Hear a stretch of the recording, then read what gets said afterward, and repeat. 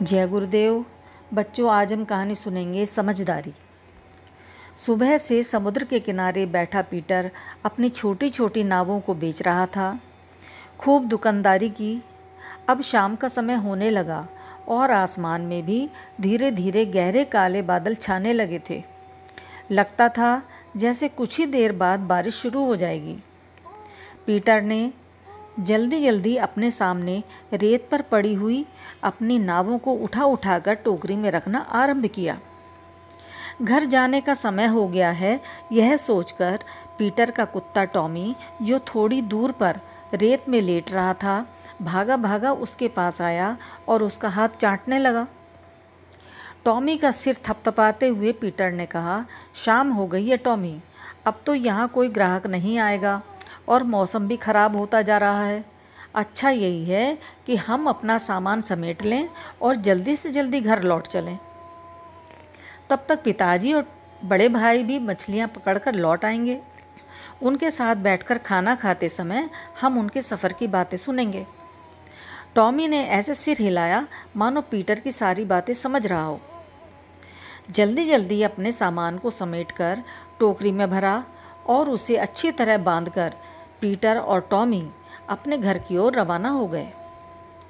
Peter के पिताजी रोज़ नाव में बैठकर समुद्र से मछली पकड़ने जाते थे। मछलियाँ बेचकर वे अपने परिवार का गुजारा करते थे। पीटर अपने 4 भाइयों में सबसे छोटा था। उसके तीनों बड़े भाई अपने पिता की मछली पकड़ने में सहायता करते थे। पीटर को समुद्र से बहुत लगाव था और वह चाहता था कि वह भी अपने भाइयों की तरह अपने पिताजी के साथ समुद्र से मछलियाँ पकड़ने जाए।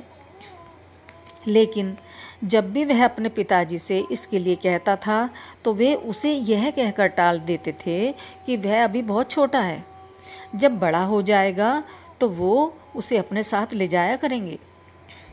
पीटर जब अपने घर के पास पहुंचा तो उसे यह देखकर आश्चर्य हुआ कि उसके पिताजी अभी तक घर वापस नहीं लौटे थे। घर के बाहर समुद्र के किनारे अपनी नाव न होने से ही उसने यह अनुमान लगा लिया था। उस समय हल्की हल्की बूंदें पड़ने लगी थीं। पीटर तेजी से घर में घुसा। सामान की टोकरी उसने एक तरफ रखी और उसके बाद वह पास में पड़ी एक चारपाई पर लेट गया। आहट सुनकर उसकी माँ कमरे के अंदर आई और बोली, चल बेटा, खाना खा ले। दिन भर की मेहनत से तू बहुत थक गया होगा। नहीं माँ, मैं अभी खाना नहीं खाऊंगा, पीटर ने अपनी माँ को जवाब दिया। उसकी बात सुनकर माँ अपने कामों में जुट गई। धीरे धीरे रात घनी होती गई, लेकिन उसके पिता और भाई अभी तक वापस नहीं लौटे थे। अब पीटर और उसकी माँ को चिंता होने लगी, क्योंकि इससे पहले कभी भी उनके लौटने में इतना समय नहीं लगा था। दरवाज़ा खोलकर पीटर ने बाहर झांका तो बारिश अभी भी हो रही थी। सभी घरों के सामने छोटी छोटी नाव पीठ के बल लेटी हुई पड़ी थी। इसका मतलब यह था कि उनके पिताजी के अलावा अन्य सभी मछुआरे वापस लौट आए थे। उसने सोचा, पिताजी और भाई कहाँ गए? वह मन ही मन में बुदबुदाया और फिर उसने दरवाज़ा बंद कर दिया। थोड़ी देर बाद पीटर ने बरसाती उठाई और अपनी माँ से कहकर कि वह समुद्र तट पर जा रहा है, घर से बाहर निकल आया। उसका कुत्ता टॉमी भी उसके साथ चल दिया। तट पर पहुंचकर उसने दूर दूर तक नज़र दौड़ाई, लेकिन भारी वर्षा के कारण उसे अपने पिताजी की नाव का कोई निशान तक दिखाई नहीं दिया। पास में बने लाइट हाउस के ऊपर तेज रोशनी चमक रही थी। इस रोशनी की सहायता से पिताजी को सही रास्ता ढूंढने में कोई परेशानी नहीं होनी चाहिए। लेकिन वे अब तक वापस क्यों नहीं लौटे? पीटर ने फिर सोचा। थोड़ी देर तक समुद्र की ओर ताकते रहने के बाद जब उसने एक बार फिर लाइट हाउस की ऊंची मीनार पर चमकने वाली रोशनी देखी तो यह देखकर उसे आश्चर्य का ठिकाना न रहा कि रोशनी पूरी तरह अंधेरे में डूबी हुई थी। इसका मतलब यह था कि तेज वर्षा की वजह से समुद्र तट के आसपास की बिजली फेल हो गई थी। पीटर बुदबुदाया, अब क्या होगा? यदि ज़्यादा समय तक रोशनी गायब रही तो पिताजी सही दिशा का अंदाज़ा नहीं लगा पाएंगे और वे समुद्र में ही भटकते रहेंगे। वह तुरंत अपने घर की ओर भागा और अपने पड़ोसी मछुआरों को उसने सारी बात बताई। अब क्या किया जाए? एक ने पूछा। हम किनारे पर कुछ स्थानों पर आग जलाते हैं ताकि आने वाला कोई भी नाव का स्वामी यह अनुमान लगा सके कि तट पास ही है और वह बिना किसी परेशानी तट तक आ सके। पीटर ने उन्हें मशवरा दिया। यह तो ठीक है, लेकिन वर्षा के कारण सारी लकड़ियां गीली हो गई हैं। गीली लकड़ियों में आग कैसे लगेगी? एक वृद्ध व्यक्ति ने कहा। पीटर ने कुछ पल सोचा, फिर भागता हुआ अपने घर में जा घुसा। जब वह बाहर निकला तो उसके हाथों में नावों की टोकरी थी। वही नावें जिन्हें उसने बरसात के मौसम में अपने भाइयों और पिताजी के साथ मिलकर बड़ी मेहनत से बनाया था।